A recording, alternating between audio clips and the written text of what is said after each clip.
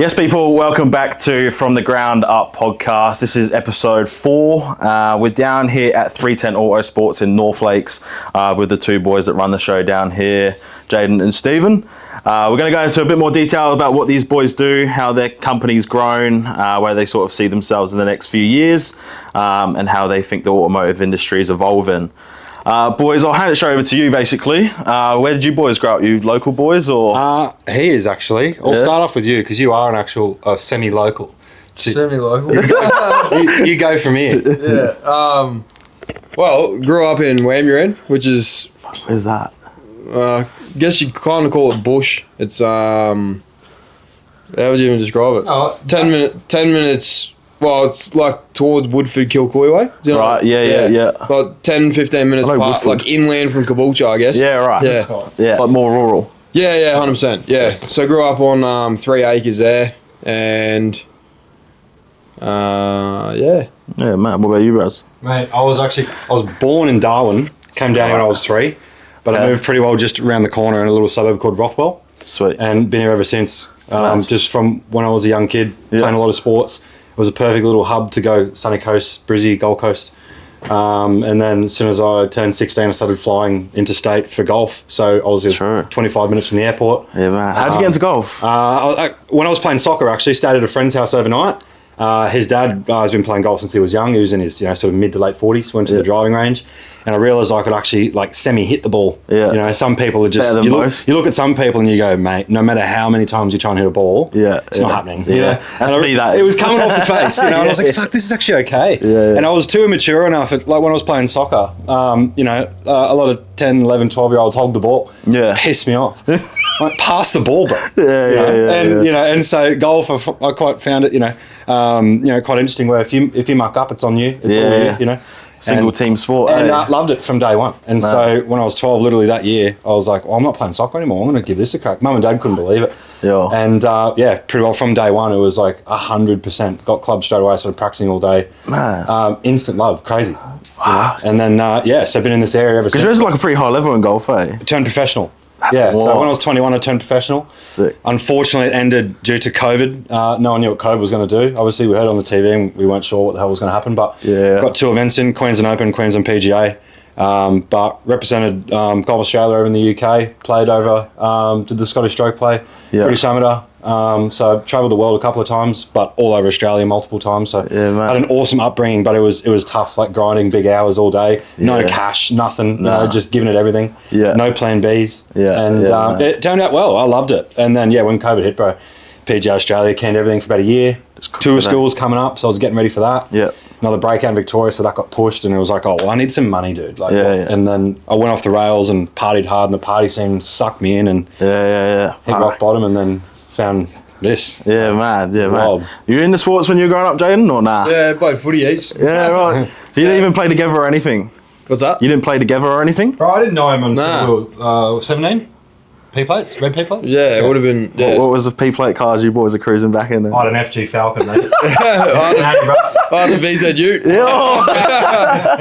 We met each other at the car wash, it was a nice spot. Yeah, that's what I was going to go into. Like, how did you boys come about? Obviously, you run this together now. Yeah. But how did it come about, you boys even coming together and meeting? We used to have, funnily enough, we had 2 car groups, I guess you'd say. Like North Lakes and Moorfield. Yeah. Right, okay. North Lakes and Moorfield. So we used to meet at either Caboolture or Moorfield Macca's. Yeah, and then it ventured from there. We started getting kicked out all the time, so we started meeting at Moorfield Car Wash. And the group grew up bigger and bigger and bigger, because once people kind of got, heard of it, so I'm going to go to that. Started off to that, so we'd all meet at 8:30, 9 o'clock. We'd all meet there, sit there for however long, and we'd all cruise the North Lakes Car Wash. Then we'd go to fucking the next car wash or the next Macca's. Yeah, we'd end up at 18 Macca's. Checkpoint after checkpoint. Yeah. What you do, right? As soon as you get your license, the first thing you do is go to Macca's. I think that's the first thing I did as well, eh? It's weird. To Macca's at 11 a.m. Yeah. Just because you can, eh? You just sit there.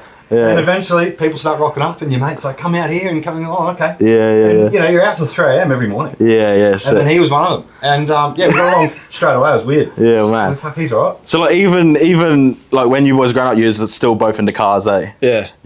He way more, him on another level completely compared to me. He was learning how to build them from a kid. Yeah, man. It was bizarre. I actually had no one in my life that was into cars. My parents were actually trying to turn me away from them. True. And it wasn't until I was about 14, one of my best mates to this day, his name's Tim from golf.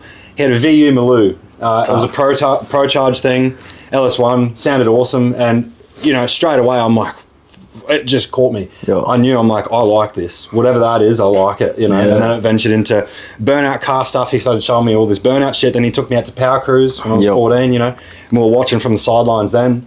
And I knew, I'm like, oh, this shit's... Oh, I need that. Yeah, 100%. It just, you know, as a car person, you're either born with it or you're not. Yeah. It just did something to me straight away, bro. Yeah, that was similar to me. Like when, I think I was telling you this the other day. Like one of my mates, he got LS2, and mate, first time I ever went in it, like drove it, felt the power. I was like, I need this in my life. Like, you know, it does that to you, like you're just like, I need one of these. Something about it, and it's all engines too. It wasn't just cars, even like bikes. When I hear 1,000 just singing off its head, you know, even some boats. I don't know, anything that revs hard and sounds good. Yeah, I just liked it. Yeah, and I knew I'm like, fucking hell, this is something I want to dip into. Yeah, man. As soon as I got my P's, you know, got an NA Falcon and put on the floor. Yeah, bro. So that's what happened, and that was my hobby from, you know, when I wasn't playing golf. I'd be traveling on a plane all the time. And then back here and be out at Power Cruise, and then all of a sudden, What was Power Cruise like back then? It's probably a bit different. So much better. Really? Yeah. So much better. Power Cruise is... How old are you, Jayden? We're both 27. Yeah. 27, yeah. Because I'm only 22, so I've only gone to Power Cruise like 3 or 4 times. Yeah. And like... No, you go back 6-7 years ago, man. Yeah. Like, or even 10 years ago. Like, the scene then versus the scene now, like, Power Cruise is overgrown. I think, like, Gup definitely... There's too many entrants. He just doesn't... I feel like he just doesn't care as much in a way of, like, capping people. Yeah, do you think there's too many people in them 100%. Sessions, eh? So there used to be 3 lanes, well, there still is 3 lanes down pit lane, and the left one was always VIP, right? Right. So anyone that had a shed or VIP, the left lane was yours and only yours. Mad, and now it's like it doesn't matter with general admission. Yeah. So you have 6,000 people enter general admission on the day, plus the people that are pre-entered. It doesn't matter, bro. You just people just keep signing up. Yeah, it's true. So now, like pit lane line, like. It's chockers, eh? Yeah, obviously we're never general. We're always like got shed. Got your shed, the general admission line goes the whole way to the end of pits, back around the corner, out the back. Like it's nuts. Yeah, I've been down there and like you're right, like especially when the boys, especially that have paid the good money to have sheds, and it's not cheap either. You know what I mean? Like it's pricey, and you got like randoms like walking through the sheds, and like it's just chockers. My biggest pet hate, man, is all these people that are buying like AU Falcons and EL Falcons that are like. Not bagging on them. Yeah. Absolute fucking pigs. Yeah. You know what I mean? Belong in the industrials, eh? No, it's true, though. It is true, but like back when I was 14, 15 and my friend Tim was taking me out there, I remember it was weird. Toughies. If you saw, I remember there was a VE SV6 Ute. It was a white one, like I remember it. Yeah. And it was weird. There was an NA V6 on the track. It's like, you shouldn't be out there. Yeah. It was bizarre. That was how it sort of felt. It was an event for tough cars to go out there and have a lot of fun. Yeah. And that was it. Yeah, and like, you know, you'd come off the track, you'd go into your pit, and whenever you wanted to, you go back out there. You didn't have to wait in line, because that was the point of paying all the money that we do for the sheds and the garages. And now, there are way too many cars. It's a problem. But at the end of the day, look, it's not our event. We can't say anything. But as a spectator, it's great. Because there are so many cars out there. It's still a good event. Like, don't get me wrong, still go to every one of them. 100%. That's the other thing too. Like, I got to be careful, man. Like, I torch a pair of tires in 3 corners. Fuck, like, that's wild, eh? So, like, I go out there, and it's like I kind of got to be mindful of what I do. Yeah. Because if I torch a pair of tires back in the day, you just come off, change them, go back out. You still got fucking 10 minutes of the session. Yeah. Where now it's like, if I go out and torch the tires, it's like I just got to cruise around, because if I come off, can't go back out. Yeah, there are too many cars in front of you. Yeah. You gotta wait like 6 sessions. It's almost risky as well, eh? Like, because you got a lot of people. I mean, you boys know how to fucking drive, you know what I mean? But you get a lot of people that don't. Oh. And I've seen some dogs on there, do you know what I mean? And they're just reefing into the car, and you're just like, what? Yeah. Like, you got cars on there that are like 150 grand, 200 grand, and you think it's just get one of them idiots smack into it. Yeah. It's game over. And obviously, that's the problem, right? I get so much rage out there. I can imagine, eh? I'm out the window, like, going off. I'm like, you hit my car, bro. Yeah. It'll be the last thing you do. Yeah. My biggest pet hate, I reckon, is because it's so jam-packed, bro. Like, I slow right down, right? And some people get pissed off with it, but it is what it is. Because you need to create room in front of you. 100%, yeah, because your car's rapid, man. Yeah. But, like, I slow down, not to piss the people behind me off, but it's to let the people go, you know? And it's like, if they're cruising around turn 6 doing 20 k's an hour and then cruising up the straight, it's like, get off the track. Yeah. If we're out for a thrash session, bro, you should be cruising. Yeah, 100%. My biggest pet hate, if I start at the start of turn 6 and I catch you halfway down the straight, you're going too slow. Yeah. Like, shut up. Oh, we've got to jump on the brakes. We've got to jump on the brakes. Hard sometimes. Yeah. Like, you know, when we're going around the corners, we're not on the brake. So we're going quick as well. Yeah. You know? No, not having to dig at anyone that's on the brake. Yeah. But we're not. Right? Yeah. To initiate wheel speed. But that's what you're there for, isn't it? Gear, and then we let go and we're fine. Yeah. You don't realise how quick you're going around those corners until someone is, 3/4 of the way around the corner and you're like, we're sweet, we've got plenty of room. Start loading it up, gear, around the corner. You've caught their rear bumper by the time they're just at the start of the straight. They've only gone there to there. And we've gone the whole fucking corner sideways. Yeah. And we're like, whoa. Yeah. It's fucked. Dangerous, eh? But at the end of the day... and there's a lot of prep that goes into a day like that for you boys, eh? Like, obviously you can imagine the sort of money you boys spend on fuel and checking the cars over and all that. Power cruise is like... I don't want to add it up. I don't want to do it. It wouldn't be a cent less than $5,000. Because if you factor in everything, the people that don't understand is obviously, we'll get an Airbnb while we're out there. It's a 4-day event. Yeah, we're driving out every day with trailers. That's what I mean, bro.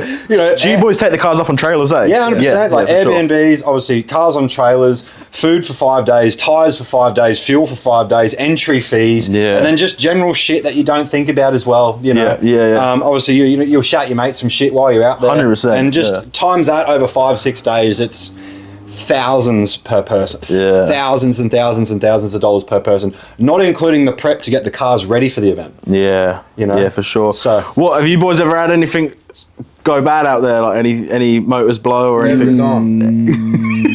Nah, because I've been driving a Euro the last 6 events. Oh, here we go. I was the most chuck car out there, mate. Yeah. Never got too hot. Nah. Never slipped. Mint. Yeah, man. Not a problem. Yeah, for sure. As soon as I got a barra. Yeah, for sure.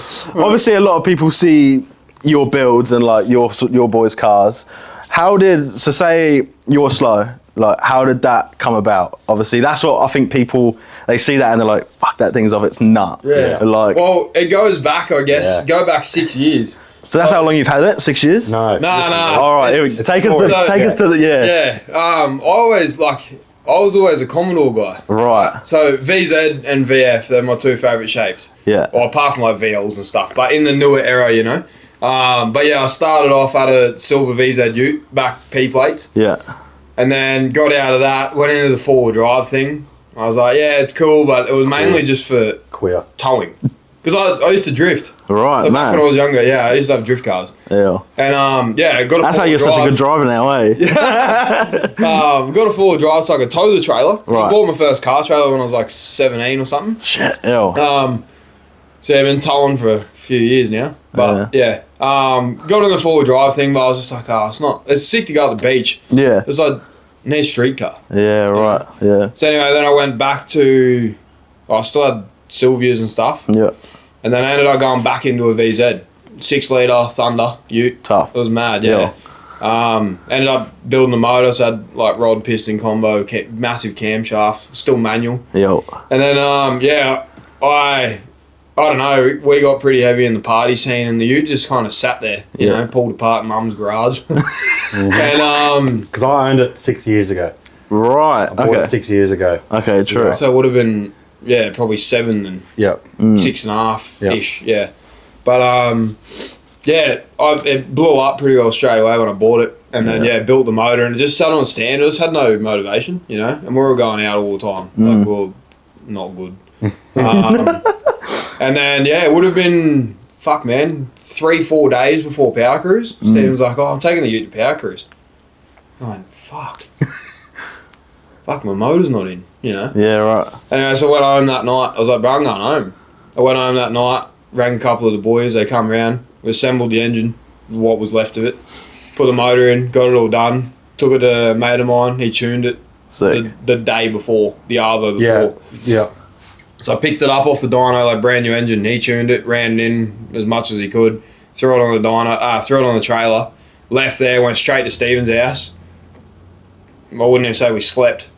And no, then, we didn't. No. Because that's when Raph and everyone came over. Yeah. We had friends from Adelaide come up. Mad. That we met just over the internet. So I pulled an all-nighter and then drove out to... It's actually on YouTube if any of us want to look it up. Look up just search Rip 310 on YouTube. You'll see all of it. Yeah. But, so anyway, that was that. Went out to Power Cruise. And when we were out there, man, like, I'm hanging this thing, like, as hard as I can. Yep. You know, I made 500 horsepower. That's true. Like, I only got 5 and that. But, yeah, I'm hanging this thing. And Steven... just fucking third gear, blazing tyres. I just looked and went, bro, what the fuck? Yeah, that's cheating. I was like, that's not fair. Anyway, went out, jumped in the ute, and he's like, come out in the ute. And obviously, I'd already been in the F6 that he had before. And it was mint too, like proper, like semi-stocky street car. But anyway, went out in the ute, and I was like, nah, I got to get one. Yeah. Anyway, so sold the VZ, and... I think I just stayed out of the... You did for a little bit. Yeah. And then some time passed. Well, you swapped the Sylvia. Still had my Sylvia. Yep. Had an RB, made 600 horsepower. Sick. I swapped that for a black FG sedan, which most of you would know. Keel owns it now. It's still got 310 door banners on it and stuff. Wow. It's a proper rowdy street car now. Fucking cool now. Yeah, Mad. sick. That's still, every time I look at it, I'm like, it's still got more of a place in my heart than your slow, funnily enough. Yeah. But I swapped the Sylvia for that. Lasted a week, bro. Barrel blew up. Wow. Everyone, for years, man, all the boys, him included, they're like, buy a barrel, bro, I'll never break. Had a week. You know? It's just what he does to cars, mate. I had it a week, went out to Power Cruise, and admittedly, it was the best day of my life, man. Yeah, like, it was mad. It was manual, though. But yeah, it was mad, mate. The left foot was sore by the end of the day. Made like 580 or something. Yeah. Supposedly, but yeah, torched the motor. I was like, oh, here we go again, you know? So, ended up building a motor, put like Plasma Man catalogue through it. Turned it into a pretty rowdy car. It was fast for a manual car, you know? Ended up making 8 something. Sick. So highway rolls and stuff, like put slicks on it, it was mad. Fuck. So that's how I kind of got into the Barra thing, because I'd never had one. I got into that, and I turned it into a pretty rowdy car. Everyone's like, oh, what the fuck's this thing, you know? Yeah. And then, go fast forward 2.5 years. We had the shop here, and the manual just kept breaking, always breaking clutches and stuff. Pulled that out, went to do glide, and then along the lines I'd met a friend of ours through Steven, and he was always talking to us about this Falcon that he had. You know, he's like, oh, I got this FG, it's, you know, power glide. He was a car guy, but didn't know much about cars and stuff, so he just knew how to drive them. Yeah. And he's like, oh, it's got power glide, rear end, blah, blah, blah, and he's talking about it. I was like, fuck, this thing sounds sick, you know? Anyway, he ended up bringing it here for me to get running, because they hadn't been running in 2 years. Yeah, right. As soon as it rocked up, I looked at it and I just went, bro, I need that. Yeah, I want one of them. It's that step above pretty well most Falcons that you're seeing on the road. Yeah. It had a cage in it too. Yeah. You know, rear end cage, glide. Just meant for party, you know? Had a 42 on it. You know, it's Haltech, all of it, and you're like, oh, this is like, okay. Yeah, this is in that sort of category of big dogs. Full hectic. Yeah. But it was like going on about all the stuff that it had, and obviously like he'd never done any of the work, he just paid shops to do it. Yeah. Unfortunately, there was many things that he told me, no fault of his, many things that he told me the car had that it didn't, just from him getting shafted along the line of shops. That's how your slow kind of come about. It got dropped off, and me and my mate Bryce were here, and it needed a fuel system. It sat for like 2 years of the 85 in it, so we whacked the fuel system in it, and as soon as I started it, man, it just sounded off its head. Sick. Little did I know, majority of it was ghost cam, but it had cams in it too, so it was like you almost couldn't tell. Yeah. But yeah, we just started it, bro, and it just sounded off its head. I was just like, holy fuck. This thing's mean, yo. And then I took it for a drive, and I went down the road and turned around the roundabout and come back up, doing the speed limit, obviously. But man, it took like 400 meters to come on. Fuck. Like ages. Yeah, just like, for it to just bogging down almost, eh? Yeah. I was like, what is going on? Anyway, I rang him. I was like, bro, this thing needs a retune. I was like, this is pus. Yeah. Cool. And he's like, all right, just sort it out with whoever you want. I'm like, okay. So I took it out to Toowoomba, and Jesse worked his magic, and I got it back, a whole new car. Yeah. You know, I drove it and I just went, bro, this thing's off its head. It went like, I think it went 1180. Ran out of fuel pump.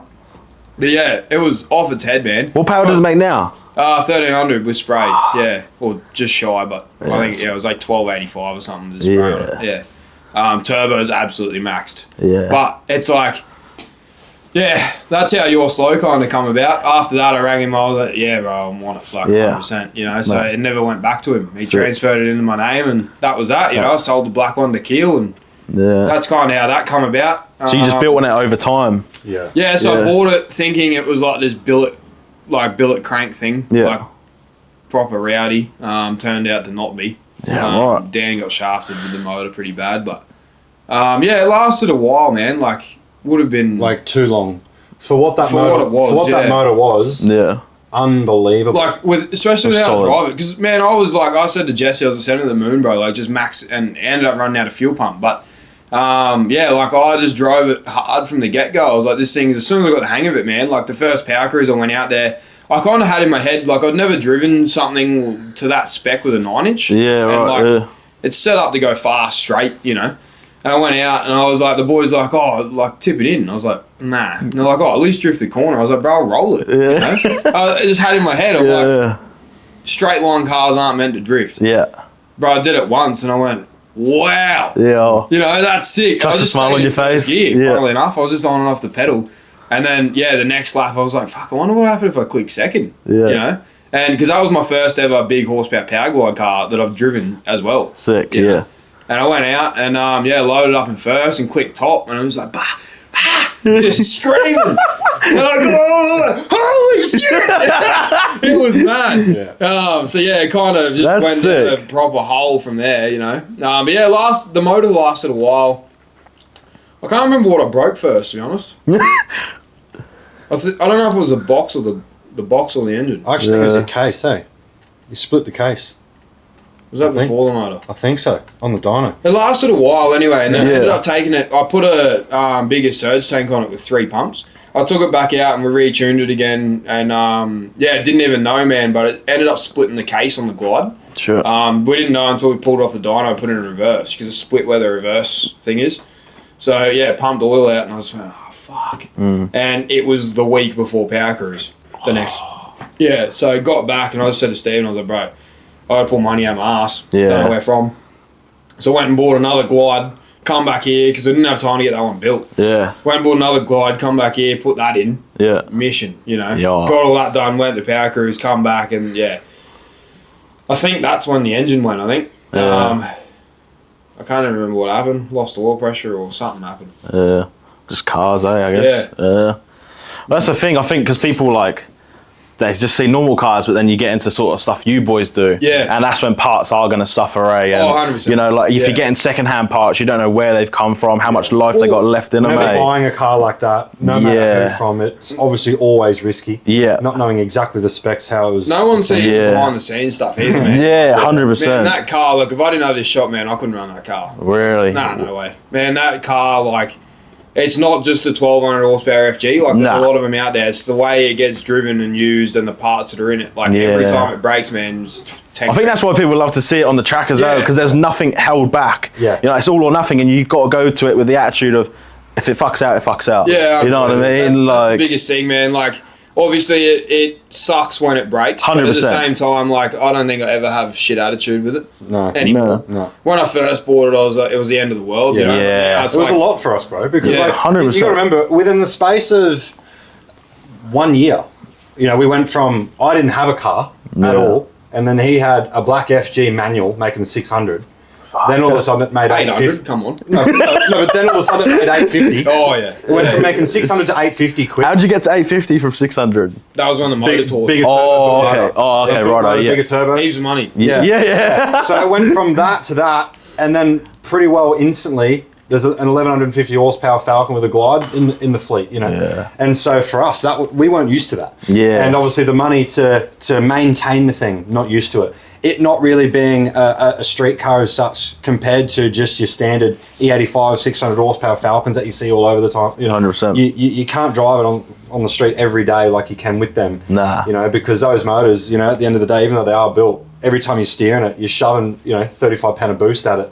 It's a lot for it to handle every single time, Yeah. And so it's a maintenance thing. That's the biggest difference. It's not like you can just drive it and when it breaks, worry about it then. Yeah. It's the teething issues too, man. Yeah. Like, it's good for the customers now because, like, I've done all the... I've spent all the money. It's been a guinea pig for us, bro. 100%. Even the black one as well, man. Like, I'd never had a Barra before. Yeah. I come from RBs, bro, and LS's. Yeah. They're so sure. different. Yeah. In so many ways. And do you think like, I mean, obviously the business and that came later to what it is now, but do you think people seeing that car out and about at car meets, track events, all that, do you reckon it helped the business? That was a chat we had. Okay, it was right. the dumbest thing I could have ever done, buying that car at the time. Because we'd only just had the shop, man. Like, we didn't have this space long. Like, I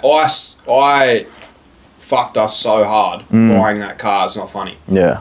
Like, but I said to Steven, I was like, bro, and yeah, I don't know. I'm one of those people, man. Once I got my mind on something, I have to do it. And if someone says I can't do it, I have to. That's just fuel to the fire, right? If you say I can't jump out of a plane, don't ever tell me to because I fucking... He won't, actually. I'll go over a balcony. It's not even my ego, bro. It's just like, I'm just so driven to the point where if someone says I can't do something, I'm like, watch me. Yeah. Well, that's such a good thing to have, though, isn't it? Yeah, it's not an ego thing. It's just like, I've been...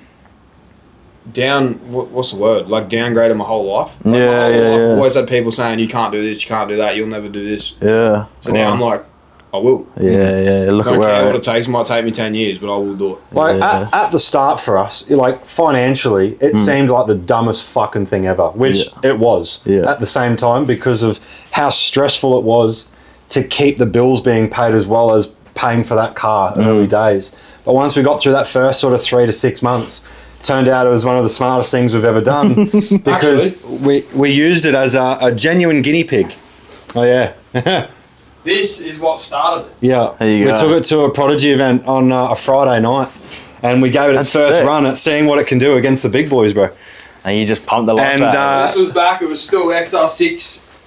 Spec. Yeah, still XR6 spec. XR6 front bar and stuff. Yeah. But yeah, Jamie hit me up. That's sick. And yeah, went out to one of his events and yeah, it was mad. Like, that was the best night I've ever had in my life. Really? Yeah. I took the car out there and me and Mark Wise, actually, he runs another performance shop not far from here. We were back to back. I didn't even really know it was a competition. Yeah, right. So we've like gone out and there was the Power Skid comp, right? So we've gone out there and everyone's out and then like cars were disappearing. Anyway, I come in, changed the tyres and I went back out and I was only doing the straight at the front because it's like that's all people were judging off. But or looking at, I guess. And then the boys are ringing me and they're like, bro, Mark's beating you. I'm like, what? I rang him. Yeah. And I'm like, oi, I said, you need to do a longer one, bro. I said, because you're coming second. And he's like, in what? Yeah. In the Power Skid comp, bro. That's why. So you just thought it was for fun or something? Yeah, mad. Like thrash I was, session. yeah. And he's like, you coming second? I was like, in what? And he's like, the Power Skid comp. And I went, oh, what the fuck? Anyway, so I'm like cruising down the back straight and I see Mark do this massive pumpy and I went, oh, shit. Yeah. You know? I come round, I just loaded it up and I was like, I'll just give it everything. So I'm like, started first, clicked top, and just held it on limiter. Wow. Just on and off limiter the whole way. And they're like, oh, that was mint, you know. And I went, back to back. I ended up winning it. That's so sick. and from then on, like the photo still pops up of me and Jamie in front of the car. From then on, I just went, this car's mad. Yeah. You know? And that was kind of when, because it was a busy event, man. Like it was a Friday night, started at lunchtime, went till like 10 o'clock. Yeah. And there was a lot of people there. I think that was what probably started. Well, it definitely raised eyebrows. 100%. For sure. No seen the car before, really. We just bought it. It wasn't running right at the start. He's sorted the issue out. And it's like, oh, well, let's just play with it and see what it's got. Yeah. And then at the first event that he was able just to really give it everything, he won that. And for us, you got to remember too, when we were young, we're out there, we're watching the Power Skid comps at Power Cruise. Yeah. To us, bro, that's like winning a fucking lottery, bro. Yeah. We're like, we're watching these and we're like, oh, one day, wouldn't that be good? And then we fucking did. And it's like, oh, wow. Yeah. No way. It was 4 of them now. It was surreal for us, bro. There you go. Yeah, that's sick. It was surreal. So that's when we knew, like, okay, this thing's pretty cool. And then from there, motor went put a new motor in it, and it's as Barrett as you can Barrett before going billet everything. Yeah, it's crazy. Sick. And then from there, it just snowballed. Went Pro Mod set up. Then I sanded the whole car down because we're like, we need this thing to look as good as possible. Yeah. So I sanded the whole car down. Then he's gone big deep dish Simmons front and rear. Yeah. And and then the interior now. And fucking like all that interior stuff. Because it just became one of those cars where it had a little bit of pedigree behind it. We could feel a bit of momentum. Our name's starting to get out there. More people are wearing our merch. The car's getting shared on these pages that we've never seen before with a big following.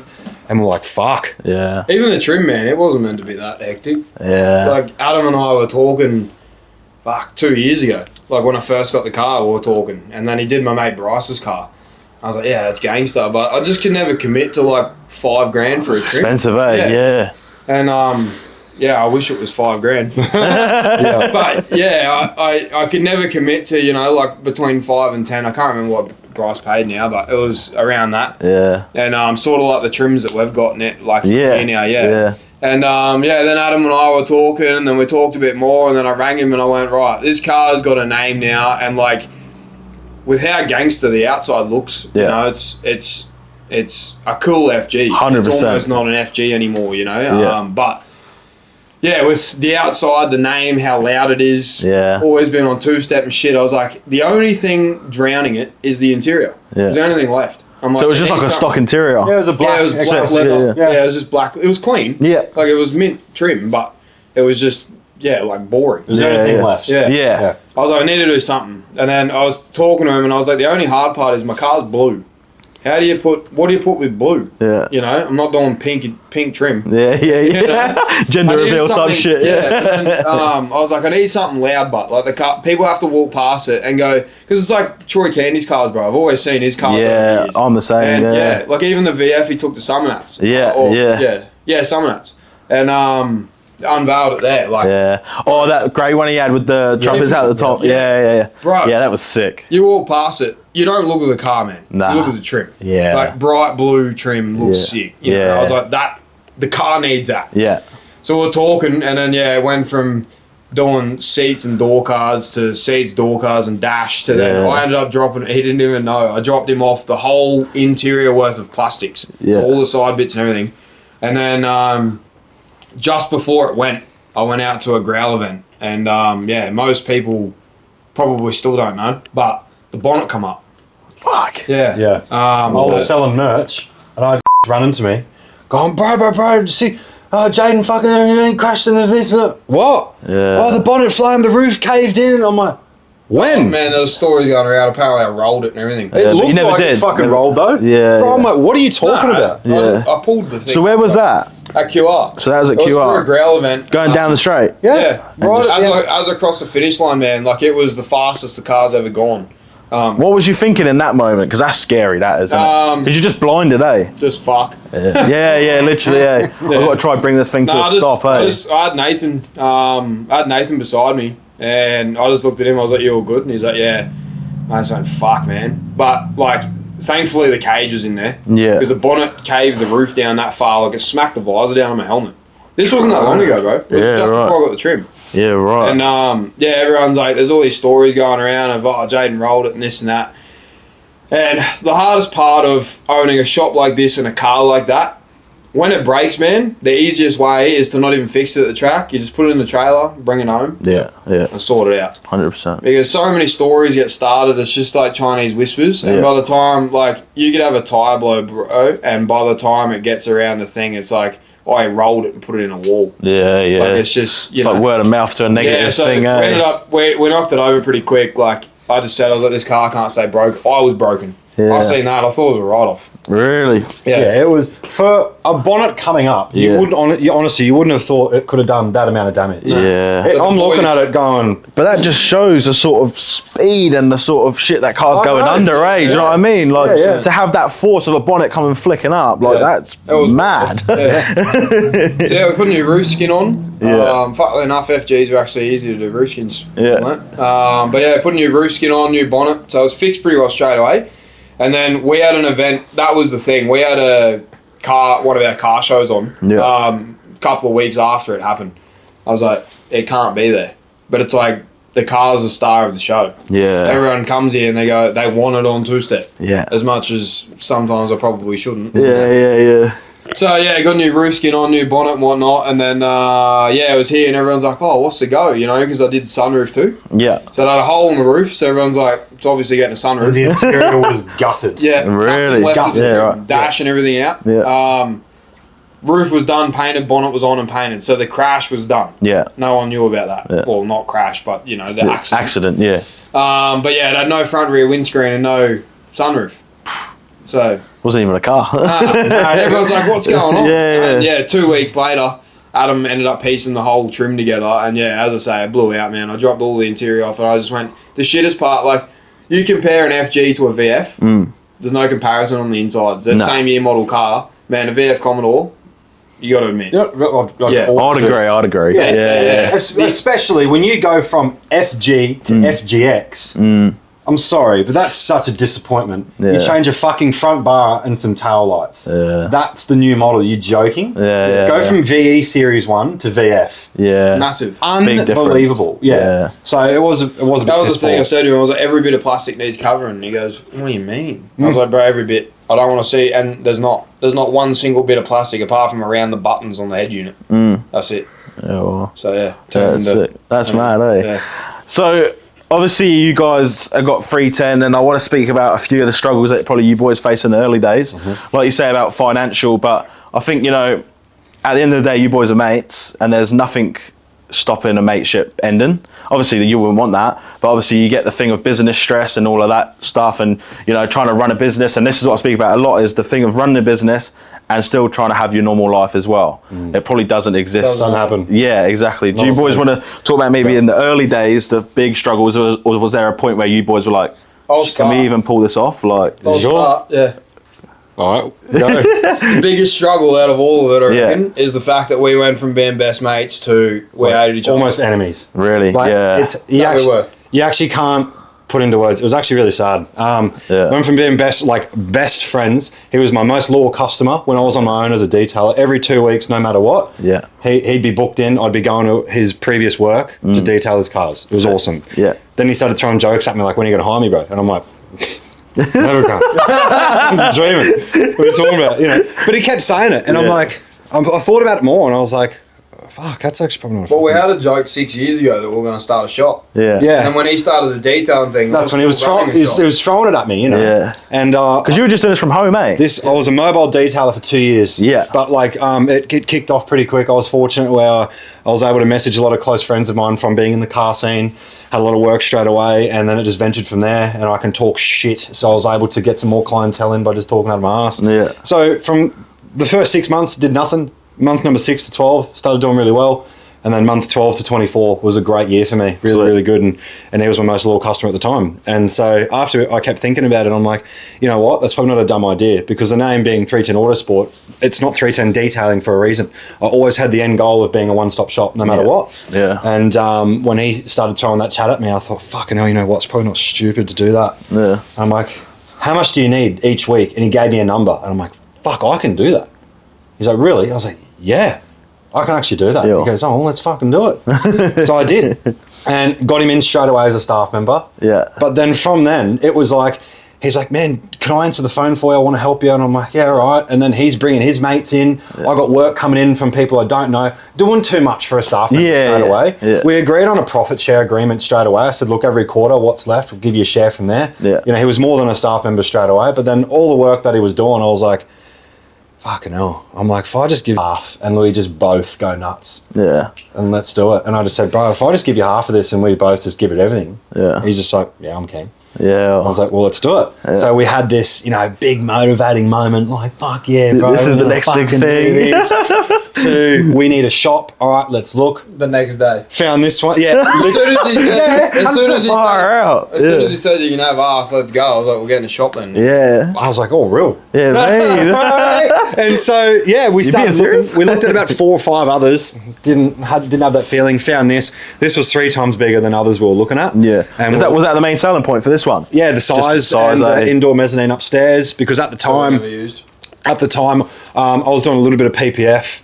and had every intention to take PPF as serious as possible straight away. Yeah. So having an indoor aircon facility where we could put a big plotter and a table with a computer and some software to cut film and all that. Yeah. At the time I wanted to do raps as well. That's what really turned us on for that. And he's like, well, I want to bring performance in. I said, well, fucking oath. Yeah, let's do that. Because you did a lot of performance work, before. Yeah, that was your thing, shop. Yeah, he was the head guy there, you know. And then obviously being a kid, building shit when he was so young. So he's already been doing so much of it anyway. Yeah. And it just seemed like a perfect sort of recipe. Let's get the performance in, get a big facility to do PPF. We've got the indoor facility to cut film so it's nice and clean.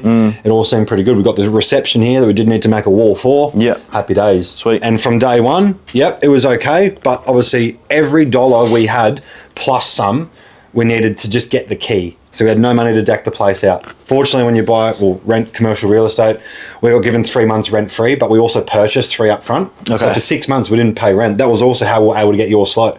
Yeah. All the money we were making, we could go to decking the place out, to Your Slow, to get the place off the floor straight away. Sick. But to get the key initially was a stupid amount of money. It sucked us dry. Yeah. So from day one already, we were like, oh, fucking hell, okay. But it was also the thing, because I bought Your Slow, we weren't putting any money away. Yeah. It was all going on the shop. So then when the 6 months, we were so used to it. We're 6 months, we didn't pay anything. Yeah, you're just like, we're living for free almost. Then when the 6th month come and we got slapped with a 10 grand bill for rent, we're like, whoa. Yeah. We're fucked. Yeah. Are we going to have to sell Your Slow? You know what I mean? So, Get to that, and then all of a sudden, the bills started coming in. The stress started coming in. He had certain points that he wanted to do. I had mine, and we couldn't really come to an agreement. And we were vocalising our disagreements, quite severely. And all of a sudden, we were both running gear. Yeah. We were like, nah. You want to do that? Nah. Yeah. Fuck. How are we going to come to a conclusion here? This doesn't look like it's happening. And so, man, from the early days, dude, it was like everything was very exciting, awesome to very stressful. And then all of a sudden we're having arguments. Yeah. And the arguments got worse. And then we ended up fucking hating each other. Really, yeah. And I mean, like... Did you ever think about coming out of business together? Fuck, yeah. 100%. The amount of times we've had phone calls like, all right, we need a second shot because we can't work with each other anymore. Really? Yeah, wow. we were this close to trying to get one in Brendale. This close. Looking around elsewhere because I'm like, I'll take my detailing elsewhere. Fuck you. Yeah, fuck you. That's what it was like. It was like, but got to give it to us, though. No matter how bad our relationship got, it did not affect the work coming out of the shop. Yeah. We were both at least mature enough to not cut corners on customer stuff. Yeah. I was actually really happy about that. That was the one thing that would have been shit. The relationship's shit, now the work standard has dropped. Yeah. Couldn't get any worse than that. Yeah. The work standard didn't drop at least. It was kind of like a bit of a safe haven for us to get away from each other. Yeah. Just to do the work and not talk to each other. Got to a point, man, we were wearing headphones in the shop. So, like, really? Someone would walk in the shop and we wouldn't even hear him. Wow. I'd be under a hoist with headphones on, he'd be buffing the car with headphones on. You didn't even want to talk to each other? Nah, hated him. Hated him. And then it got so bad where I didn't want to come to work anymore. I wanted to give up. This wasn't the dream. It got so fucking bad. And then that's when I realised, I'm like, this actually isn't normal. And I started doing a little bit of, investigating on some mental health and some therapy and what I can do to help. Yeah. And I found my own path of certain medication that's helped me really well. Yeah, and it made me just be really grateful. I ended up having a little moment when I was away on my own about how much I actually do love this guy. Yeah. Why are we fighting like this, blah, blah, blah. And I just wanted to come back and give him a hug out of nowhere. But it's probably, you boys clash probably so much because you both were so passionate. We are. You both wanted it to work. You both wanted, dreams to become real. Like, that was probably half the reason you clashed. It built a character that you cannot explain, bro. So the amount of times he's calling me. So we found our own positions. Like he's got more of an administrative role than I do. Does the payroll because he's come from a managerial position from the previous shop, so he knew how to do that. And then I sort of funneled into the marketing and brand name. Yeah, it was more. So if this goes down, that's my fault. If bills go unpaid and unseen for so long, that's more on him. As much as it's still, I'm the owner, I still got to pay my bills. Of course, yeah. But we've definitely shifted into our own spots. Like if our social media starts plummeting in followers, my fault. Yeah. My fault. Was that just natural that happened? Yes. Okay, so it wasn't like you're going to do this, this and this? No, we found our own positions and I love the editing, I love the social media side. Yeah. I have a big responsibility. So if our work bookings stop, my fault. Yeah, my got fault. ya. For so sure. we found our spots like that, right? And then so after a while, we started actually being able to figure this out. But then the relationship was still a pretty big issue. But then we're able just to kind of grow out of it and slowly just patch things up between both him and I, and it wasn't really good instantly. But it was more once we opened the Kalanga shop, because we were both able to, like, he's not here now unless you need something, really. So for people that don't know, what's the Kalanga shop? So the Kalanga store now is strictly PPF and ceramic coatings. Sweet. Because we had the great problem of we ran out of room. That's a great problem to have. Great problem to have. So we needed to relocate. So regardless of the relationship, it had to happen anyway. So it wasn't like, relationship's fucked, we need to do it. But relationship being fucked, having to keep standards high, and him calling me at midnight because he's on the computer catching up on shit because he's obviously done a lot of labour in the shop, ringing me going, we owe 25 grand right now and there's no work booked. And it's like, you can't explain that to anyone, bro. We've just spent years, me in the garage and then getting him in and us dumping every dollar we fucking don't have. And now we've got bills to pay now, we've got nasty emails now, no work. And it's like, fuck. And we're crying on the phone. Now what? And that builds a certain type of character that, like, when your back's against the wall so hard and you don't have an option, that was when it's like he's on the phone ringing his mates. You can definitely see why so many businesses fail in the first 2 to 3 years or 5 years. Fuck yeah. Do you think a big part of business and for it to get successful is just having that mindset of it's going to work? It's a mindset thing. You can't ever say it won't happen. You just have to say it'll happen. How do we do it? That has to be your mindset every time, because if there's ever, like, over the last couple of years, if there's anything I've brought from it, if there's ever a time where you go, nah, it's not going to happen, you'll fuck yourself. You have get that little bit of doubt in your head, the fuck out. Like jumping on the phone, ringing people, do you need your car done, bro? Yeah, actually I would. Cool. Do your discount, bring it in, do a crazy deal. Like, it forced us to get on the phone and ring people. Wow. And get them in the shop. We're on door knocking, bro. Literally, flyers. Wow. Literally, we printed how many thousands of flyers, knocking on doors, handing out flyers. Wow. This is the shit people didn't see behind the scenes. Staying up till late, me trying to actually master CapCut, which is an app people master CapCut. That's what I used to edit all my videos. So then I started putting all things into that, working out. I can't do it. That's why when he started doing it, I was like, bro, you just do it. Even he can talk, bro. It takes me a bit to get, like, I'm alright now, but at the start I was kind of like, even here. It takes me a bit, and I don't know. He can just talk, like, even to a random, like, you walk out in the street. If you had there for 4 hours, where's Steven? He's talking to old mate. And I'll come in and I'm like, got a booking in. He's coming in next week. It was worth it. But and so that was pretty well the whole situation. It was bad. It was like back against the wall. Shit that you don't see, shit that you wouldn't even imagine that you'd have to do. It still happens now. Fuck yeah. My missus works here now. She's the she's the office chick. So she works here now, but it still happens now. It would have only been, I think it was probably 2 months. She's pretty onto it. She does spreadsheets and everything with, like, all the bills and due dates. It's mint. So now she just prints a spreadsheet off and goes, babe, is here. And I look at it and go, oh shit. Where before it was like I'd miss an email here and there. Things that happen where now. But that's the thing, innit? Because, like, it's all about that reputation, eh? Like, they might send an email, you miss it because you're so chockers. And then they'll be on the phone to their mates being like, oh, I emailed them, they didn't even get back to me. 100%. Do you know what I mean? Like, it can put a That's bad why light. it got to a point where I was like, no, we need someone. And it's like, how do you trust someone with your business? It's so hard. For sure. We've had staff and stuff, it's just, it's a tricky one, but put her on. It's like, if I can't trust my missus, man, who do I trust? But no, she's killing it, man. She answers the phone, answers all the emails. But she does it spreadsheets. But it would have been only 2 months ago she did one up. And I said to her, I was like, make sure you do one and keep on track of it between now and January. So when we finish, because obviously December's a half month. And January you miss a few days. And then straight away in the new year, as we all know, there's like 50 public holidays. Literally. I said to her, I was like, keep track of everything between now and January, so when we leave on the 19th of December, everything for December and the start of January is hopefully paid. And we worked it out, man, and whatever the number was, I rang Steven and I was like, we owe this by the 19th of December, and he's like, whoa, we did it. Well, It's just a matter of how like, the fuck we do it, but that's oh it. my God, we ended up doing it and still greening. Yeah. You know, that's me. But it's still like, that was just every job I said to her. I was like, every phone call, I don't care what it is, unless it's like ridiculously big. Every phone call, bro, is book it in. And then it got to a point, would have only been 3-4 weeks ago. The boy's like, how are we gonna do this work? I know, bro. We will. We'll figure it out. I just stayed here till 2 a.m. every single day.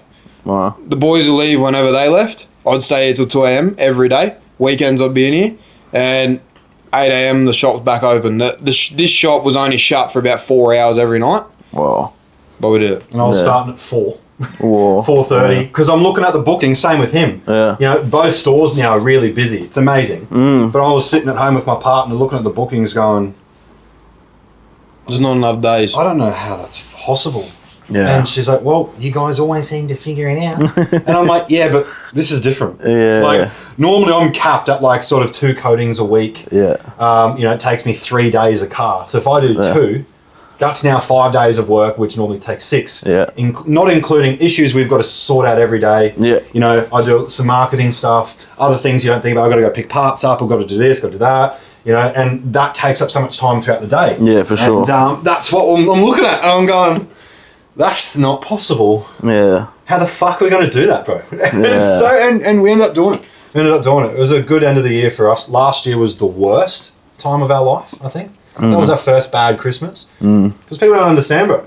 You're not here for 3 weeks, 2.5. The bills don't stop. Still pay 3 weeks rent, 3 weeks car payments, 3 weeks wages. Yeah. Other bills that are outstanding, they still got to get paid. And you come into January, rent's due in fucking 4 days. Not to mention all your 30-day accounts that are due on the 30th of December when you're not here. Yeah. 31st of December or whatever. Bro, it's savage. Yeah. It's Christmas for us. We're like, fuck. Yeah, it's the worst time of year almost, eh? Yeah. It's bad. It's like you don't. It's just all the stuff people don't see though, eh? Yeah, and you don't pay the accounts, man. Then you come back in January, you're like, let's start. And it's like everything's on hold because you haven't paid the bills. Yeah. You know? So that's why, I just said, I was like, 19th of December, everything has to be paid. Yeah, for sure. Tricky. Tricky. Fucking hard. Yeah, 100%. What? Obviously, you're like the main social media guy for you boys. Yeah. How big social media been for the business? Obviously, massive. You spend like major. That's when like it became an instant. Okay, I have to do everything I can to get our brand in front of as many faces as possible. Yeah. From a phone call in bed, I'll never forget it. It was about 11 o'clock at night. Yeah. He's crying on the phone, and we owe 30 grand tomorrow. You know, we're ringing up them, going, hey. We don't have any money. Can we pay off the account? But yeah, all good as long as there's communication. Yeah, all good. And then it's like, fuck, we're not doing this again. And like, we can only knock on so many doors. And I think I've got to work this cap cut shit out and work this marketing thing out. And I remember I did when I was certified by Gion, back when I was in a garage, there was a theory day where they got someone in that's very high-end marketing, does a lot of marketing for Haltech and other big brands. Yeah. I remember I had a book of what he wrote down and never really did much with it. You know, you get excited, but you don't really implement it, you know. And I'm like, fuck, and just had to read through and I was like, oh, okay, okay. And yeah, all right, let's just give that a bit of a crack. And then all of a sudden I started working out the editing so it looked how I imagined it in my head. Yeah. Normally you have something in your head and you go, that looks shit. Yeah. So I'm figuring it out and I'm figuring it out, post, learning what times to post, how long the videos need to be, what sort of videos catch attention, what doesn't. And then I'm like, we need some apparel, I think. We need to be walking down the street to be wearing 310. Yeah. And I said to Jayden, I was like, man, I reckon I can figure this apparel thing out. And he goes, yeah, all right, well, fuck, go for it, dude. Sick. And so I jumped on the computer, started. Yeah. And then the logo needed to change because we didn't have this. Yeah. We needed a logo that could fit on a hat or on the back of a window because it was just 310 Autosport in one logo. Oh, yeah. So I'm like... It's almost like how it is on the car banner, right? Yeah. So he's like, I've got a pretty cool design I reckon we can go off. Yeah. Good friend of his had one and I reckon, let's do something similar. That's when this was born. And then all of a sudden it was, I need to post every day, the right sort of content. We need to show our faces in front of the camera as much as possible because every time we did a video early days of him explaining a Falcon he just built or me, the coding I just did, the analytics were always higher. Yeah. So I'm like, people want to see us talking. Yeah. Interesting. Why? I never want to hear him talk. Yeah. And so I'm like, but everyone else does. I'm like, well, if that's what they want. I don't even watch half the videos. He sends me a Snapchat, 10 videos, and I'm like, yeah, I'll listen to it. I send a Snapchat back, and I check the arrow. It's a purple arrow that's now white. Right? It says red. No reply. 4 days ago. Oi. Nothing. And then you ring me. Nothing. Oi. Yeah, I just clicked through it, I know it's important, he'll ring me. Yeah. Oh, what's like the first three? End of the world. Yeah. End of the world. Come. Oh, what's like the first three? But he never shuts up, bro. He repeats himself 18 times. Yeah, you won't forget what I say. Ever. No one will ever say, what did Steven say? Yeah. No, that one. Exactly, right? Yeah. So that was the whole situation. It was like, all right, branding. Obviously, I took massive inspiration off Troy. Just what he's done with eye candy. Yeah. The name is He's a big player in the car scene. You just hear eye candy and you go, fuck Troy. Yeah. You don't hear eye candy and go raps. Yeah, anymore. of course. It's eye candy, for sure. Troy. Yeah. So we can go 310, Jayden Steven. Yeah. Cool. Connect the dots there. Yeah. And that's all I tried to do. You just post every day the right sort of content, learn from the content that didn't go anywhere, learn from the ones that do go somewhere, putting our brand everywhere, stickers, hats, shirts, you fucking name it. Yeah. And it was just a game of how much can I put 310 in front of people's faces. Yeah, so. And events, I'm like, we need to host events. Yeah. And then whenever there's an event on, I'm like, get your fucking car out. Yeah, and he's like, oh, now, yes, now we need entertainment. Yeah. And he's like, all right. And so that became sort of my role. Put 310 in front of as many fucking faces as possible. Yeah. We went from having no bookings to bookings coming in, to them diving, to coming in and diving, because we're a new business. You got to expect to be quiet. 100%. Now it's at a point where we're so booked out, it's a problem. Yeah. We need to figure out how to bring the bookings back down. Yeah. So it's taken about 1.5 years to figure out the marketing side of it. But the social media, like, with your question, the social media is a massive part. Yeah. Bring so many faces, bro. If the socials die, your business we dies. die. Yeah. Everyone, sure. bro, you go to dinner now. Yeah. You go to the beach. You go hang out with your partner. It's the world, bro. Yeah. So if you can just, I hate it. I've kind of got something I do outside of work that I don't touch my phone on in nature. Yeah. That's just your relaxing time. Yeah. It's my switch off time. It annoys me how much I love it so much, but it also annoys me how much this is now the world. And as a business, if you don't accept that this is everything now, you are going to get left behind no matter what. So it bothers me that that's the game you got to play. It's just like, well, if that's what we've got to play, I'm going to try to play it as good as I fucking can. 100%. Simple as that. I know, mate, I was like, even probably got sucked into that because the first time I saw you boys was at Power Cruise on the sticker on the C63. Yeah. And I saw it, and the first thing I did was like, not go to the website, not call them, I just went on Instagram. And that's the first thing I did. And I was like, and then you look at an Instagram page and it's put together and like, you see the projects and like you boys talking about cars and all your events and your meets and that, and you're like, shit, these boys do like some solid work, you know what I mean? Like these boys know what they're doing. Yeah. Like, and I think that's for most people where they just straight on the social media and doing things like having car events and that and getting like You're Slow and all that. Like if that's the face of your brand, like you're saying, you get out as many people as you can, eh? Yeah, and that's the thing.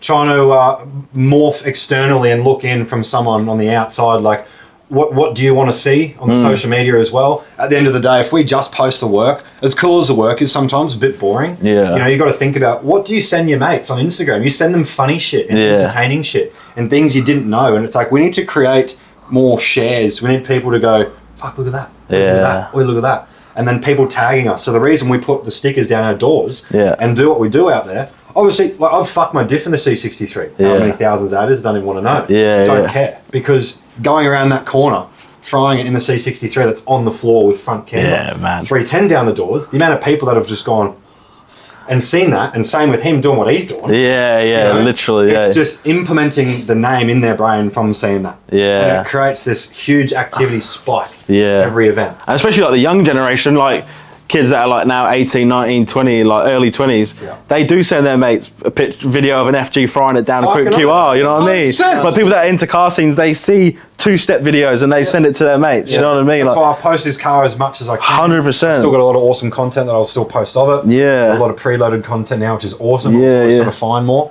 But his car is always separated purposely to bring in analytics when I need them. If I see our 30-day drop, with our numbers, I need to spike it up. I need to try and stay above a certain amount. I'm trying to chase a certain amount every month. And so I break up the videos too. I know a video, this won't go too far, but that's okay because if I put a video up next that brings people to the page and put a good cover on there that's attracting from a nice angle of a fender that I've coded, they'll see the video of Jayden and go, oh, 310 Autosport, and the next video is me that only has 100 likes, but his has 2,500. I don't give a fuck.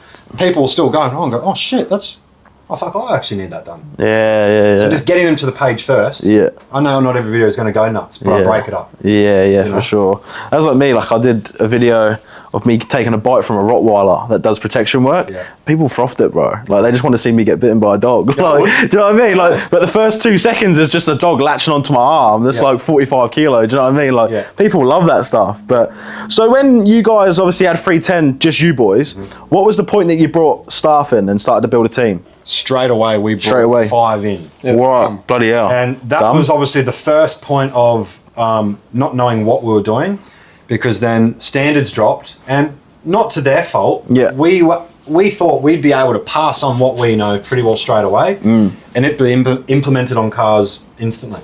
And that doesn't work like that. For people that own businesses, they'd be like, ha, not a chance does it work like that. We didn't know. So standards dropped, and then we let all of them go. We went from 5 to 0.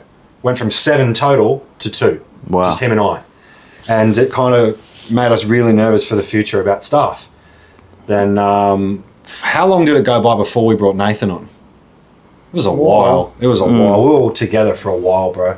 A good 6 months of Nathan was an accident, if anything. Yeah. He actually come here to buy a car off me. Wow. And he's like, so Nathan's one of your boys that does the cars now? He just left. Oh, he's just left. Okay. Yeah. So he's here about a year in total, a bit more, maybe a bit more than a year. Yeah, a year and a half, I think. Yeah. But yeah, he come in to buy a car off me, and he's like, fuck, this is like my dream job, eh?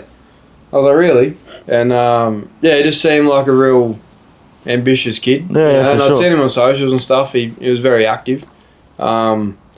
But yeah, he come in, and I just said, I was like, oh, I could probably give you a job. And he's like, really? He was a third-year chippy. I was like, yeah, finish your apprenticeship, bro, and then come see me. Come back to me, yeah. And he rang me that Arva, and he goes, fuck, we're in a chippy, I want to come. So I think pretty sure he started that Monday. Wow. So had he done stuff on cars prior? At home, yeah. Yeah. Just little shit with his dad and whatnot. Yeah. But yeah, he come in, I taught him everything I knew, bro, and then it just got to a point where it happens to people. Like, he just hated working on cars. Yeah. Turn your hobby into a passion, bro. Just turn your hobby into a job. Yeah. Then it really starts to see if it's a hobby, eh? Yeah, and he just got over working on cars, and I could see it. Yeah. You know, I've been there, bro. I was going to say, do you boys get to that point? Yeah, I've been there. You boys must get sick of looking at cars. Oh, mate. Obviously, it has its moments. I never get sick of looking at cars. Working on them. Yeah. Like, I actually rang Steven a month ago and said I don't really know what I want to do next year. Really? Yeah, right. Yeah, so huge changes coming next year, which I'm stay tuned for that. Excited for, to be honest. I don't know. Yeah, I don't know what I want to do next year. Whether I put a couple of people on to keep this going, and I don't know, go help him with details. I don't really know. Yeah, you figure it out. We've got a few things in the pipeline. Yeah, for sure. I think I just need a holiday. Yeah, literally. It's like every Christmas for the last 3 years I've worked through. 1 year I went to Fraser with Bryce for a week, and as soon as I got back I was here. Yeah. I haven't had a holiday. I haven't had a weekend off. I haven't had days off. Nothing. Like, it's just. And that's the real slog. The only holiday I have is like Summer Nats and Power Cruise, which ain't a holiday. Yeah. So you're going down the Power Cruise, eh? Summer Nats. Oh, Summer Nats. Yeah. Sorry. Yeah. But yeah, I made sure this year that I planned all year that I'm having 2 weeks off. So you taking the car down there? Yeah. That. See, that's like another big audience to get in front of. That's like the biggest car event. In Australia now, it's important for us to have our branding as much as possible. We're very fortunate where we're known Auswide now. It's crazy. You know, we go everywhere, and people recognise us, and people are so good to us, bro. It's amazing. Like, it's the last 2 years here, 2.5, has been so rapid. Yeah, it's insane. Like, we look down at our phone and it's Thursday 4 p.m. and it's like, what? It was Monday morning a minute ago. Yeah. Our weeks fly because of how stressful it is and how much work we got to do. Yeah. So the last 2.5 years, we've gone from, just opening the doors here to seeing so many people with our merch on, people tagging us and shit, people with stickers on their cars. I must make you boys feel good as well. Bro, you got no idea. We can't believe it. It's fucked. No matter where we go, people are waving. They've got 310 stuff on. People want to come up to us, but dude, I watch your stuff, man. But I go to the pub. I purposely won't wear 310 shit. Admittedly, I wear 310 shit nearly everywhere I go. Yeah. But some places I go, I purposely don't wear it. Like, I'll wear front runner or something else. Yeah. Still walk in and like there's always someone. oh, you let your slow guy, or you're on 310, hey, you know? You drive your slow. There's always something about 310 or your slow, and I'm just like, it's sick. Yeah. But sometimes I want to go somewhere and just not be recognised. Yeah. You know? It's like a bit of sweet moment, isn't it? Yeah. But at the same time, you think back and go, incredible. That's fucking mad. Yeah. Incredible. Like, probably like go back to when you were like 16, 17, you're like, I'll be mad to be recognised by my car. That's all you wanted. That was like the goal in life, yeah. The other side of that is you don't realise you no matter where you go, you've got to make sure you're on your best behaviour. Yeah. Like there's the sour side to it as well. Yeah. You got to remember we've got so many people that we're so grateful for that want to see us do well and people that support us. Like so, thank you by the way. Everyone that shows us support, it's incredible. Yeah. But what always comes with that are people that don't want to see you do well. Yeah. And people that don't know you, but also, you know, you're on the street and you fucking click Top Gear and there's a dash cam. Oh, they'll send it 310 Autosport all down the door. It'll be on the news. Or they'll post it. Bro, there was a day, we can say it now, it was funny because he's our best mate. We were driving, I had an Audi RS3 and he had his black Barra. Tough. And we come off the highway and he's just dumped it. Big power skid. Yeah, cool. And then anyway, he's gone. And I could see this white car in my rear vision mirror flying. And then I'm like, oh no, this person's trying to chase Jayden down. Yeah. And I was like, oh shit, I'm gonna look after him. So I blocked the car. And I'm like this. You know, and I could see the phone, you know, in the windscreen. And I was like, oh fuck. And I could see he's gone. Yeah. And I'm like, all right, he's out of here. So then I gapped it. We were going to the gym. Yeah. From that point. We're going to the gym. Anyway, I had my phone on Do Not Disturb. And literally 45 minutes later, I took it off Do Not Disturb. Like, notification overload. And I'm like, what the fuck? And people calling me from like primary school, bro. Yeah, right. Like, what the fuck? And I'm like, what's going on? Bro, what the fuck happened? What'd you do? Oh, bro. Oh. And I'm like, what is going on? Yeah. What is going on? So I click on social media and the car behind me took a photo of me, posted it on a community page. It went everywhere, and with the caption of, you know, someone in a black car ripped a skid, smashed my windscreen, blah blah blah blah. This car blocked me in, all this shit. It sounded really bad. Yeah. Brits and Autosport all over it. Yeah. And it was like, holy shit. And I'm like to Jayden, oi, are you seeing this? And he's just like, yeah, bro. What? And I'm like, oh, I need to find this person. So I'm like, found this person, and I found her. It was a chick, and what happened was a rock flung up from when he was ripping the skid and smashed the windscreen. Right. And this car was like 100 metres away. Yeah. It was done on private road. Driveway, Yeah. Someone's driveway, yeah. And I found this person, and this person's fucking pissed. And I rung this person straight away on Facebook. Hello. Hey, how you doing? I'm Steve, and I've got that white Audi. That was in front of you.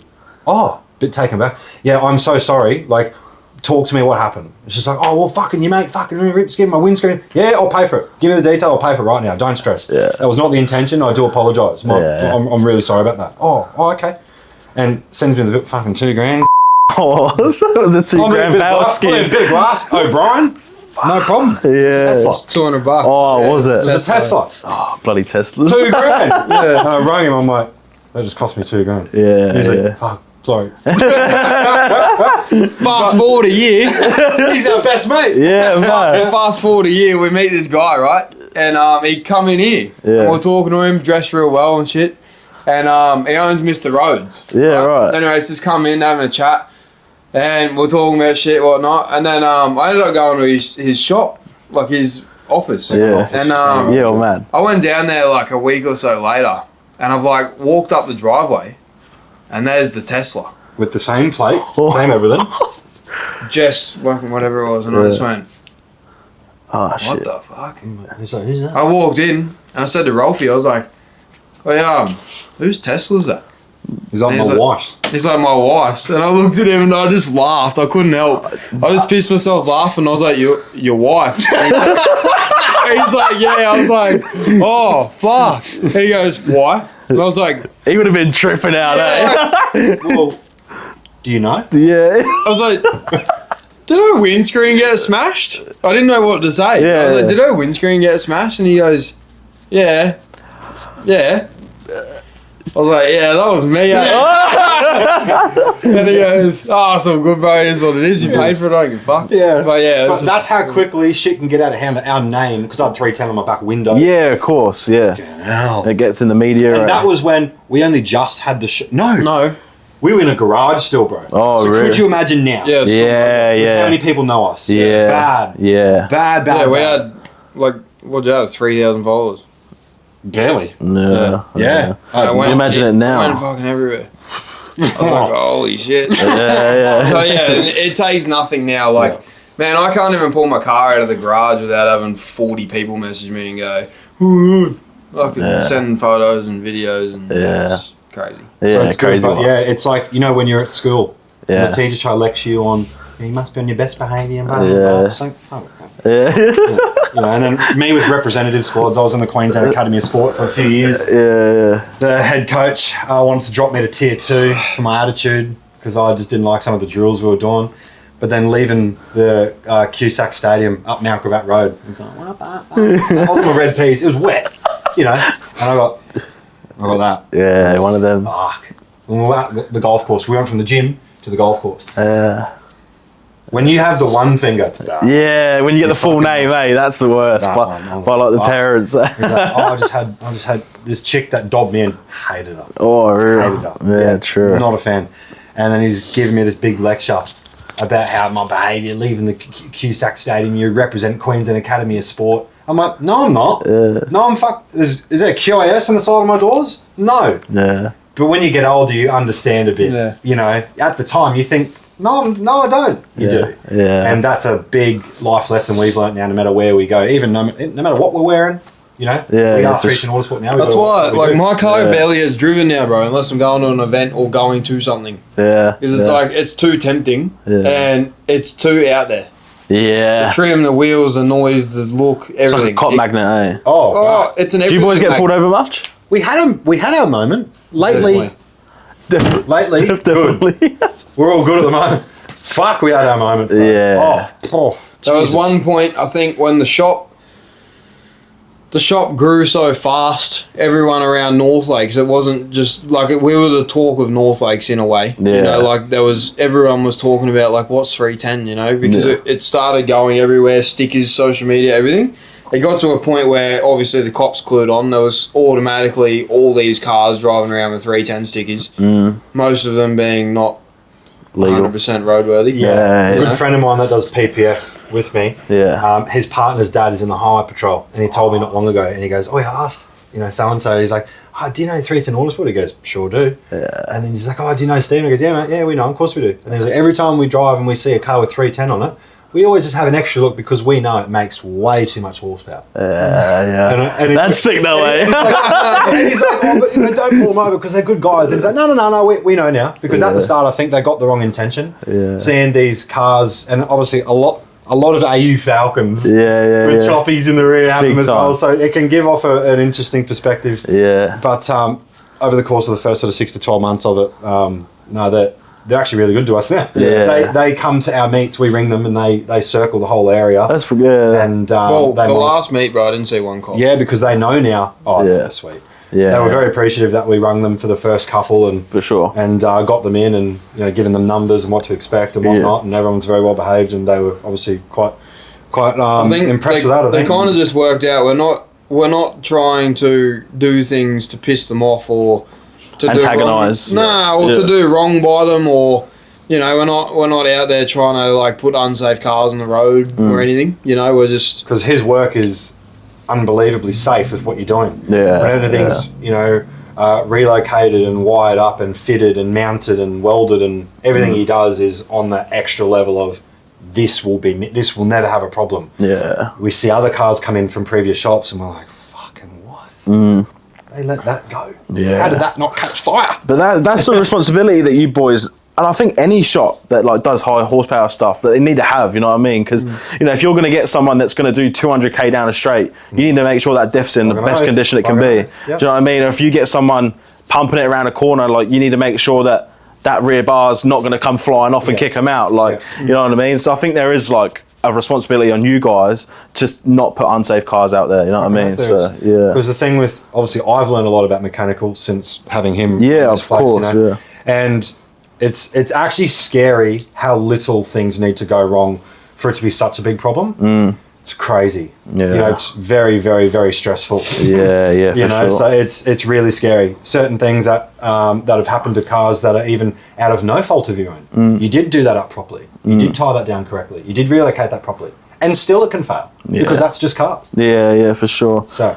Yeah, obviously with coming into 2026, have you boys got much planned for next year? Like, have you got any more events coming up? Yeah. So you got a few more car meets and that coming up? Yeah, so yeah, sick. The most recent event we've had here is the last one here. Okay. Unfortunately, the Body Corporate, we've been warned about Body Corporate before. I have nothing nice to say about them, so I'm going to learn from what they say at school. Nothing nice to say about them. I'm not going to say anything about them. Yeah. It's unbelievable, the bullshit that they've caused us. Yeah, right. Absolute fabricated pieces of garbage that we read on these breaches, and it's just like, are you looking at the same shop or what? Yeah. It's been terrible. So we don't even feel invited to our own complex now. I don't even want to come to work anymore. Really? And it's due to some of the people in the complex too. Yeah. Whoa. Between them and Body Corporate, they can all go get fucked. It's ridiculous. Yeah. It's like in fucking preschool. Yeah, I know a few boys and a few shops on the coast, like, and they've got like dynos in their shop, and they're like dyno running cars like 2 a.m. and that, and like they're just under the pump as well, like that. It's just shocking, eh? Yeah, like, no, it's crazy how sensitive everyone is these days, bro. Yeah, like, do you think there should be like? I think most people know the answer, but do you think there should be more things for like people that are into cars? Like, I know there's QR and things, but like, you know, if you're into golf, there's driving ranges. Yeah. So if you're into burnout pad situation. Yeah, obviously that's a big talking point. Isn't it? You know what I mean? Obviously a perfect point in regards to that is Lakeside, a local track just here. Yeah. That was there before most of those houses, mate. Yeah, yeah. Yet people move there, sook to the council about noise. Now, there's fuck all events there. There's decibel limits. There's speed limits. It's an absolute shit show. Yeah. And it's a shame because I have so much fun whenever I go there for morning happy laps. Yeah. But you can't make a certain amount of noise past a certain amount of time, blah, blah, blah, all this. Shocking, because mate. people are whinging. It's just like when I was a member at North Lakes Golf Course, but people were whinging that used to live along the golf course about golf balls landing in their backyard. And they used to whinge. And then we had these trees and nets put up on the side of the tee boxes, and it just looked fucked. And we had to aim left and hit a cut, you know. And I'm just like, you moved to a golf course, bro. Yeah. Like, they probably pay the course themselves. They're just jealous. Yeah. Like, oh man. So you know, you get people like that, and unfortunately, they win. Yeah. Exactly. Minority fucking pests win, bro. Yeah. It's the only good thing about QR. Like, there's nothing around it. Yeah. You got Ambly. And like, yeah, you've got fighter jets. Yeah. So it's like I don't know what it is about QR, but every time I go there, it's just hot as fuck. It's like a cookhouse. Right. Have you? It'll feel like home to you if you go out there in the middle of July, but at 6 a.m. Yeah, true. Man, some ice on the track, just about. Yeah, for sure. Freezing, mate. Yeah. It's almost too cold for the car. Yeah. What do you think's going to happen in terms of the car scene in Aussie with obviously a lot of EVs and that coming in? Do you think it'll still stay big? I don't think it'll do fuck all because as soon as Albo gets out, I think the country will start to reform and get back to how it used to be. Yeah. For all this garbage come in. But yeah, this EV shit, bro, it's obviously all the whole net zero scam at the end of the day. Like, people don't think about the broad scheme of things. If it become by 2050, you can only drive an EV. Bro, there'll be no petrol stations. There'll be no oil companies. There'll be no tyre companies. Yeah. There'll be nothing, mate. You know, there'll be no fabricating companies needed. There'll be no turbo companies, engine builders, mechanics. The country will collapse in terms of jobs and the economy. It'll kill everything. The automotive industry, everyone has a car. Everyone has a car. Yeah. So take away the jobs to service them and window tint them and paint correct them. Obviously, you can paint correct cars still. Yeah. But it's an absolute shit show. Yeah, for sure. Yeah. Or this path that the country seems to be going on. But at the end of the day, I'm not worried because what are you going to watch? V8 electric cars? Yeah. Like, what do you think is going to happen to Formula One? Yeah, exactly. We've seen the stats on Formula E. Not good. Nah, shocking, eh? Not good. Yeah. So it'll kill drag racing. Yeah. Imagine that. Top fuels and all that, yeah. Imagine that. All you can hear is your shoot cable. Yeah, literally. Nah. Ooh.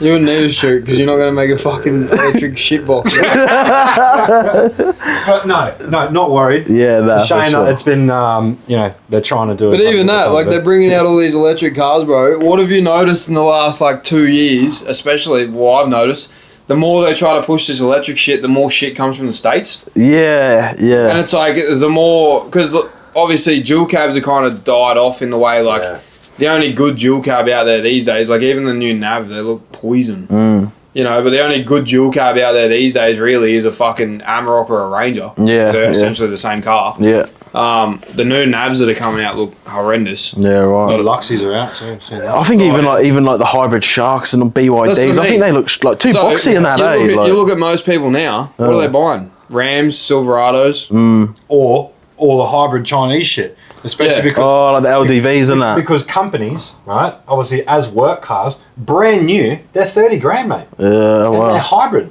So you're getting well north of 1,000 Ks to a tank. You only need the cunt to last 3 years. You trade it in and get new ones. Yeah. So as a fleet for a company, you're not buying Hiluxes. You'd be stupid to get Hiluxes and Rangers. Yeah. If you've got 30 cars in your fleet, you're saving 40 grand a car. Yeah. Obviously, they don't buy them up front; they lease them. But even then, adds up. It adds up to nothing when you divide it over 3 years for these new 4-wheel drives that they got. Yeah, for sure. So you've either got them or the US trucks coming in. Yeah. So this gap with the Hiluxes, Rangers, Tritons, all that sort of shit. It's taken a massive hit. Massive hit.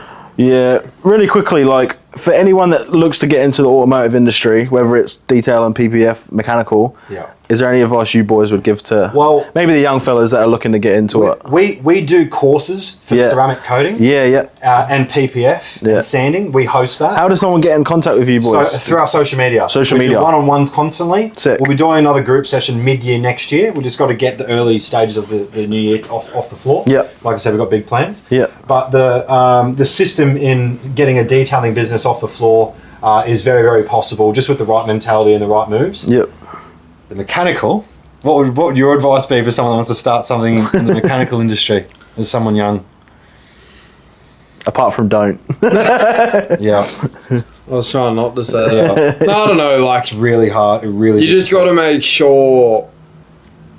Yeah, I don't know. Yeah. Like, I'm retarded. Yeah.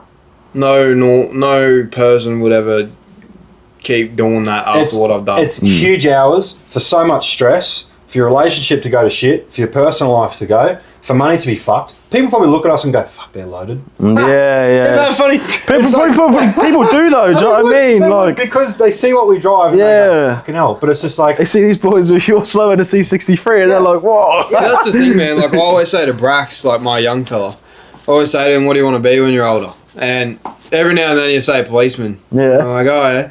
And he goes, yeah, I want to be a policeman so I can tell them not to pull you over. Oh. I'm like, oh yeah. We'll let that slide. Yeah. But he actually said the other day, he's like, Daddy.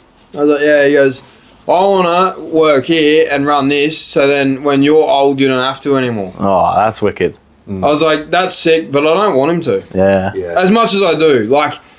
I'm torn. If he said to me, like, when he's only 5, he's going on 6, but when he gets to the age of, like, 12 or whatever, when a kid's old enough to actually know what they want to do somewhat, if he gets to that and goes, nah, I 100% want to be involved, I'm not going to say no, obviously. I'd love for my kid to take one of our roles or something at some point, but at the same time, I would only allow that if Steven or we're going to.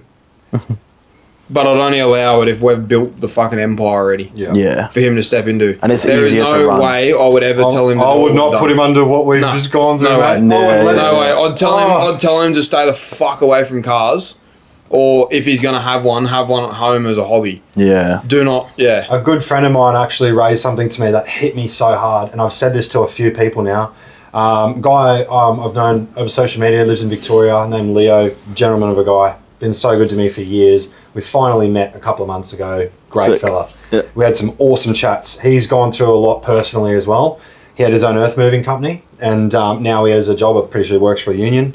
And we had that chat just at the dinner table at mine, and I was like, so give me the quick rundown on you having your own business now to just working. And he goes, oh, well, all right. Well, he goes, obviously the money's a bit tighter, he's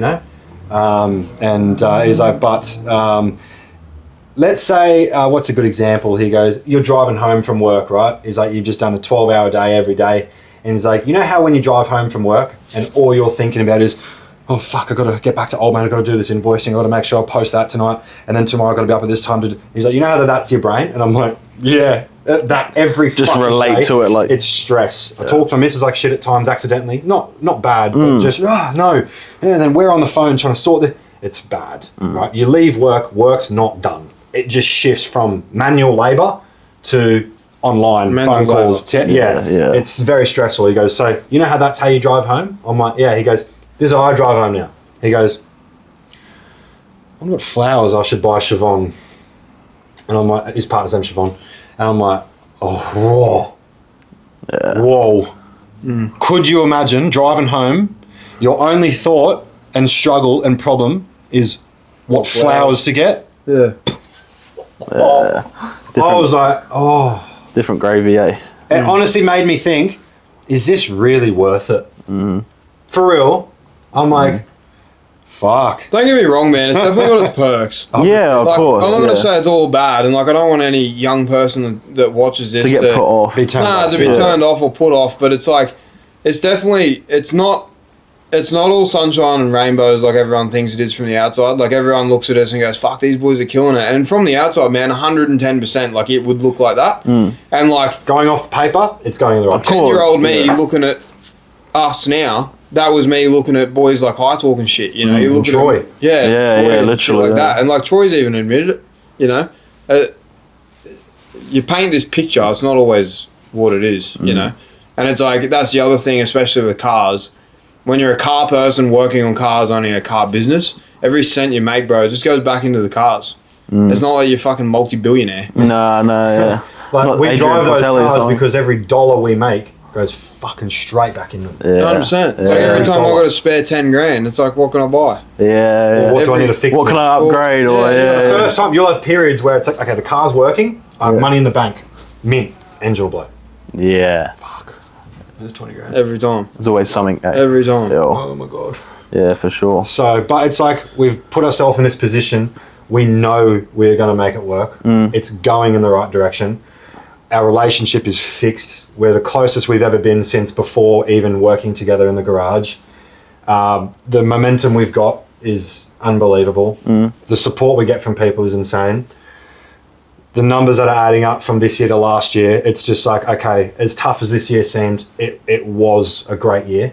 If you're just doing the numbers up. I guess one of the biggest things I'd say to anyone young, if you're going to go into business with a mate, make sure you're fucking good mates. Yeah. and expect to fucking clash as well. 100%. It's natural, isn't it? That's what I meant by make sure you're fucking good mates. Yeah. Because if you're not, you'll last 5 minutes. And that's another thing, I'll probably touch on that too. Obviously, you hear a lot as well when you're talking business and going into a business with a partner. Oh, don't go into business with your mate. Who the fuck else is going to give control of your bank account? Yeah. That's easy for people to say, bro. And then family's another one. I've got obviously a lot of close friends as well that they've gone into business with family and they go, don't do that. Yeah. And it's just like, it's very easy said than done. Yeah. But at the same time, it's just like, bro, I've spent 2 years morning to night grinding my fucking ass off. Yeah. I'm not going to bring in someone random and trust him with the bank accounts and administration. No. Who he is. Yeah. Who the hell are you going to do that with? Yeah. That's literally like. It seemed like a perfect option. Yeah. The first podcast. Here's half, cunt. Yeah. Literally. Yeah. Do that to someone I don't know, a staff member? Nah. Yeah. Like the first podcast I did was with my barber who owns his own barber shop and his own hair product brand. Oh, awesome. And it was sick as episode, but his dad used to own a vape shop next to the barber shop.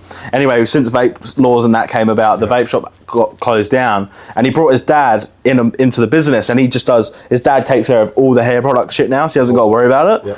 And I spoke to him about the stigma around doing business with friends and family, and he said the same thing. He's like, if you can't trust your own family or a really close friend, then who else have you got? So many people put a negative on it, eh? Yeah, and I know it's no matter how deteriorated our relationship was at once, never have I checked the accounts to be like, is this fucking taking shit? Never. Yeah. Never once remotely have I been sus. Yeah. That's how good of friends we were. Yeah. Even when it got to the point of us saying, right, we're going separate ways, because it happened. Yeah. Yeah. It's like, when it got to the point where we were like, right, we're going separate ways, it was still like, you're getting this, I'm getting this. Wow. It wasn't just... Fuck yous both. Fuck everyone. Yeah, it wasn't like... Yeah. It had to be split fairly. It was real thought about it, And it was done the right way. We've both had our own personal moments too that have caused havoc in the business too, which we've learned from. But we went into this not knowing what we were doing, bro. We had no idea what we were doing. This has been we're still learning. We've got so much learning to do. We're still figuring the format of the business out. Even that, you can have managerial roles in other businesses and whatnot.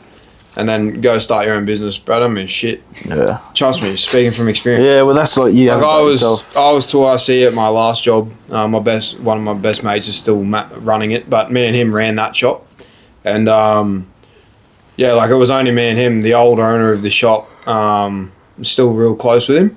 He just kind of like he had a farm as well, and he kind of just let us run the shop, man. Like he'd ring in every now and then. He'd come in, 1 or 2 days a week, but it was our shop. Yeah, he just said, "You boys run it. It's your shop." Yeah.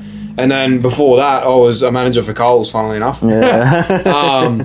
And yeah, like I was a manager for Coles real young. Yeah. And I used to work at Coles as well, actually. The oldie, yeah, right. Oh, that's mad, eh? He worked for his mum. He worked for my mum. Oh, wow, that's crazy. Yeah, so, yeah, like, I ran a department that had, like, 200 staff under me, you know, and, yeah, it was massive. It was one of the biggest departments in Australia, and I ran them, and, like, all the oldies hated it because they got this 20-year-old telling them what to do. Yeah. Like, oh, you're only here because your dad fucking, because dad's pretty high up with, like, in the company.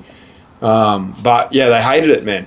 But speaking from managerial roles over in there and at my last mechanical shop, man, coming here, obviously it gives you some insight on some stuff. Yeah, it helps you in some ways, but it means fuck all. Yeah, for sure. You don't know until you start, man. Yeah. And like, I could write a book on how we did it and give it to some young person right now. They could follow that. Won't matter. Yeah. Won't matter. You got to go on your own journey. Yeah. 100%. You have to do it yourself to be able to know what's good and what's bad. And then once you start generating a little bit of an income and you find some momentum, you then got to figure out your own niche as well. Yeah, it's obviously important. Where our niche is obviously we're a pretty loud brand. Look at the colours that we're wearing, the stuff we do out on the track, the social media stuff that we try and push.